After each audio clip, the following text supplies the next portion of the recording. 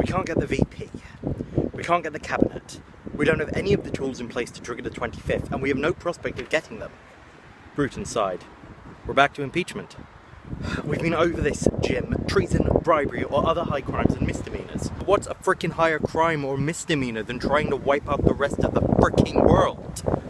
Look, you don't have to persuade me. It's Capitol Hill. And they're in lockstep with him. They're terrified of crossing him. They wouldn't believe us anyway. There's no way we could provide proof, not without making what happened yesterday public, which could trigger a nuclear war all by itself. So you're telling me we're all out of options? Bruton said. I think so, yes. There was silence between them, filled by what they both know but didn't want to say. In truth, it had hovered over them since the first phone call in the small hours of yesterday morning, and they both knew it. Eventually, Cassian, so used to Bruton taking the lead, spoke first. The 25th Amendment is closed to us. So is impeachment, not for reasons anyone could defend, not because of public servants taking a different view of what's best for the safety of the country, but because of politicians thinking about what's best for their careers. Bruton nodded, willing Cassian to speak for both of them, to say it. And yet, it remains true that this man poses a clear and present danger to the Republic, to the Constitution, and to the safety of the world. That was enough for Bruton. As if it were his cue, he stood taller and straightened his jacket. He fixed the Chief of Staff in the eye. Cassian wondered if the Defence Secretary was about to salute.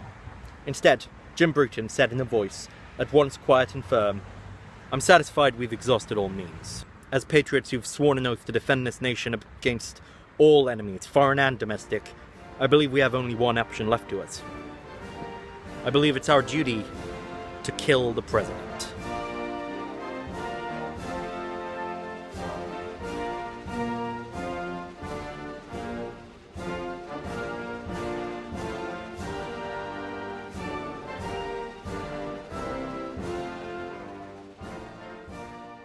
Okay, here's how this works. I'm going to tell you about this cool book I read. It's called To Kill the President, and it's by a guy called Sam Bourne. And it's totally not about Donald Trump. Totally. And you're going to try and guess what the next episode of How Not to Play is going to be, based on what this book's about.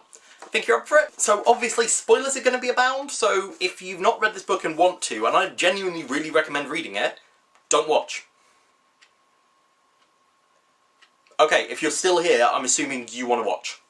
Let's go. So this book, totally not about Donald Trump, is about a bigoted, sexist, racist, douchebag president who's incredibly reactionary and not all that bright. He gets elected because he ran a campaign to try and promote his television show, but up and got elected. He ends up assigning a bunch of far-right white supremacists to key positions, and his family members as well, then starts a Twitter war with North Korea, and when they reply with some not very nice words, almost destroys the planet by nuking them in China. And that's when two of his cabinet members decide they've got no choice but to assassinate the US president.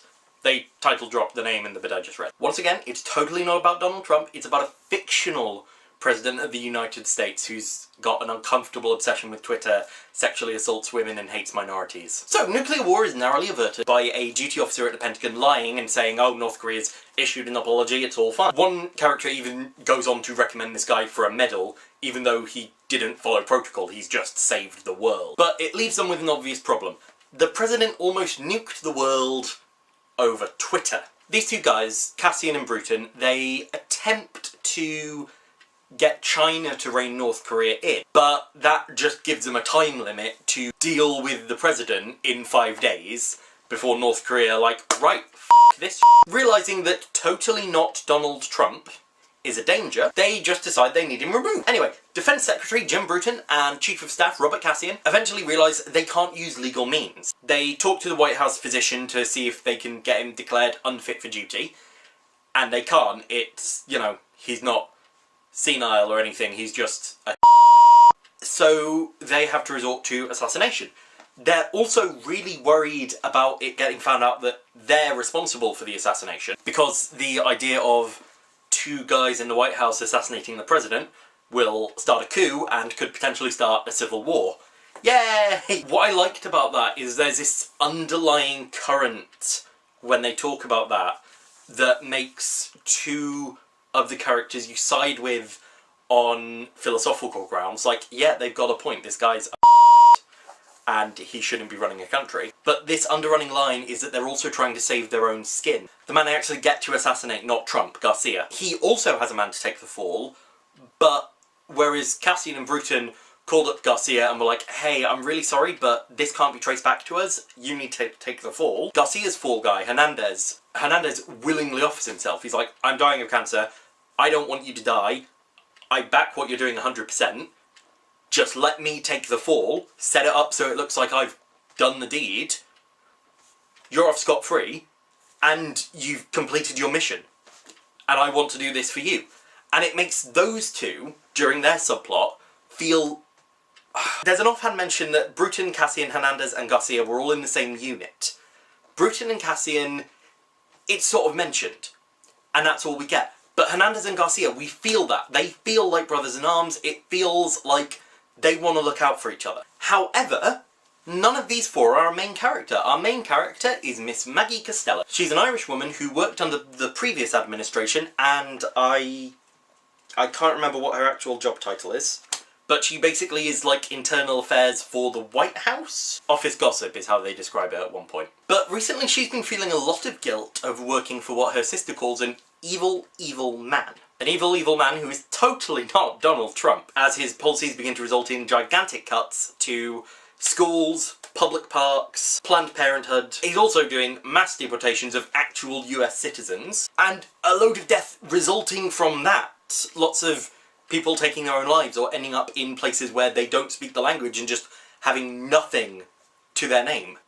She's assigned by McNamara, who I will get into later, he's the main villain and I hate him, to investigate the death of the White House physician. What I really like about Maggie is, compared to the other characters who work in Washington, she doesn't push her weight around, she doesn't ruffle feathers, she's very respectful. The few times she does sort of push her position, it's less, do you know who I am, more, my boss would really like it if you could do that. And she thanks people, which is very nice. She's a lovely character too, she's very optimistic compared to everyone else. She's trying to mitigate the damage the current administration is doing, and realising that there's very little she can do is preying on her mind at this point in her life. She's finding there's not a lot that she can do. She even has some sympathy for Cassian and Bruton when she theorises what it is they're doing.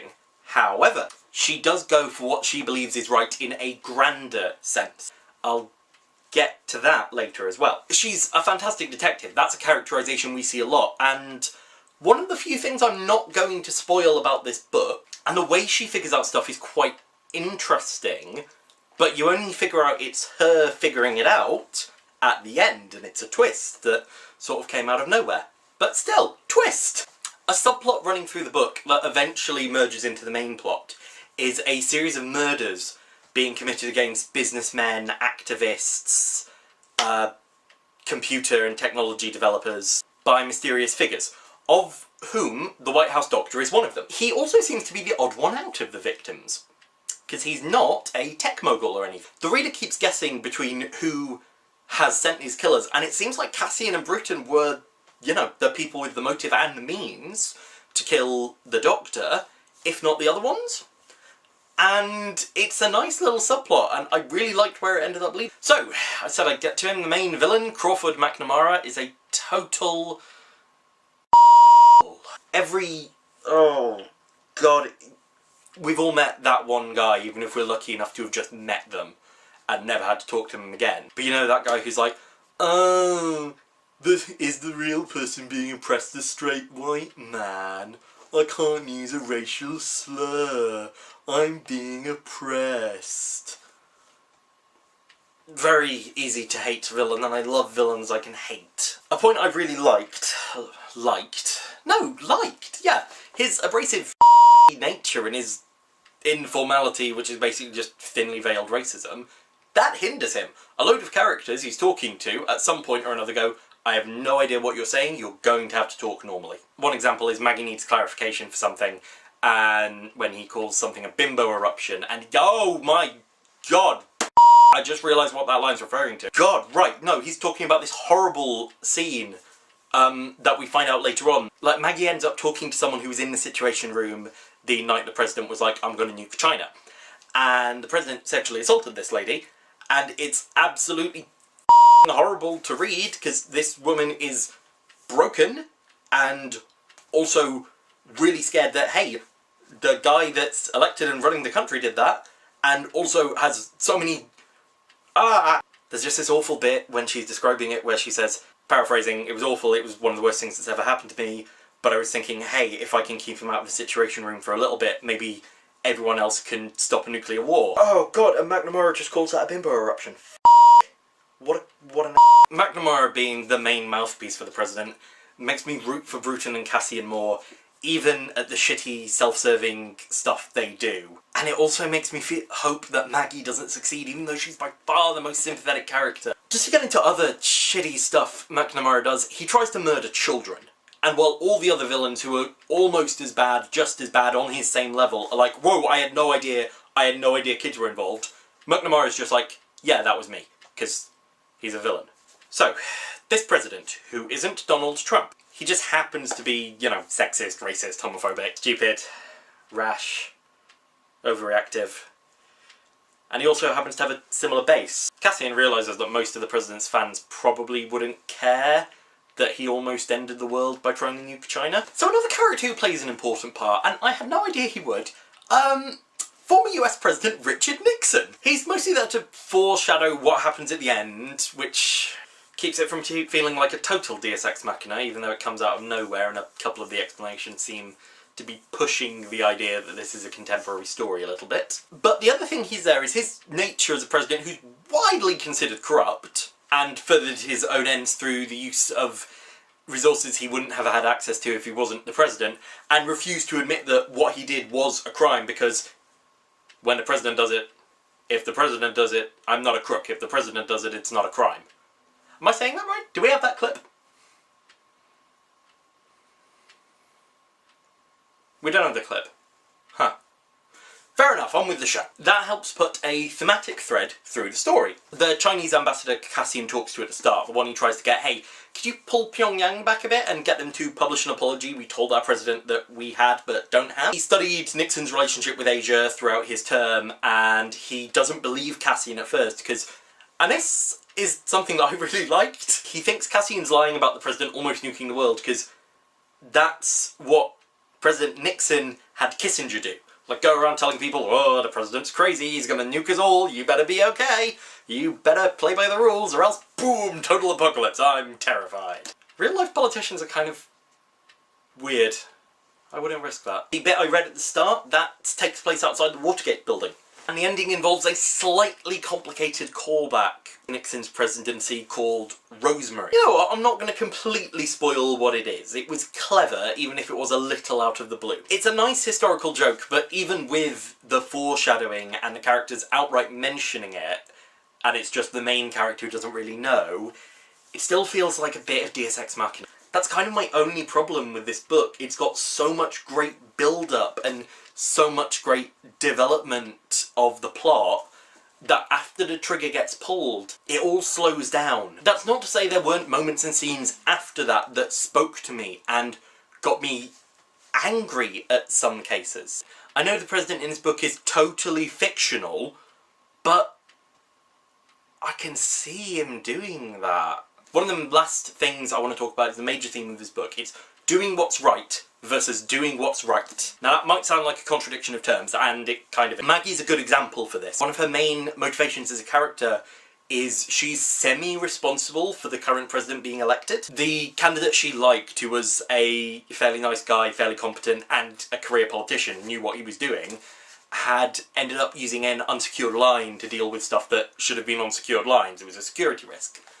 Maggie reported it, and his popularity went way down because of that. Secondly, and I alluded to this before, when she feels sympathy for Bruton and Cassian, she considers telling Bruton what she knows and then going, by the way, I'm in, what do you want me to do, what can I do? But conversely, in her mind, she considers killing the US president to be tantamount to saying, fuck democracy, you all voted for this guy, we don't like it. Let's not get into real life situations where that has happened with American government and other countries. She ends up not siding with them, not because she doesn't believe in what they're doing, but because she believes they're responsible for the death of the White House physician, and she can't understand why they'd kill an innocent person. However, she still dislikes McNamara enough to not tell him anything, to wait until she's got everything, and it ends up hindering her a little bit towards the end, because she's the only one who knows something, but she's been locked out of the loop. She's been pariahed from Washington and her job and everything, and she ends up having to run around like a crazy person, and eventually the shot gets fired. It's curious, because the heroes are the ones who debate good and evil, but the villains are totally evil and self-serving. And at first it kind of felt like, you know, you were painting this with black and white morality, but it further capitalises how the main characters are good even if they're doing shady things. Because good people tend to worry about whether what they're doing is good or bad.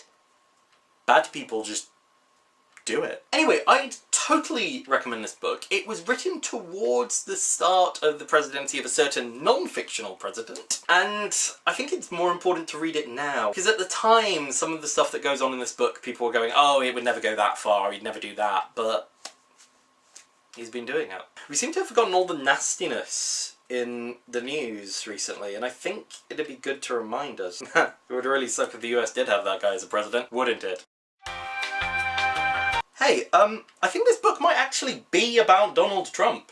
Yeah, no shit. Hello! Thank you for watching this episode of Pre-Game Reading. Do you think you know what the next episode of How Not to Play is going to be? Well, if you do, leave a comment underneath, and stay subscribed to see if you're right. Want to watch some more videos? Well, just click one of these handy dandy links. Handy dandy, did I really say that?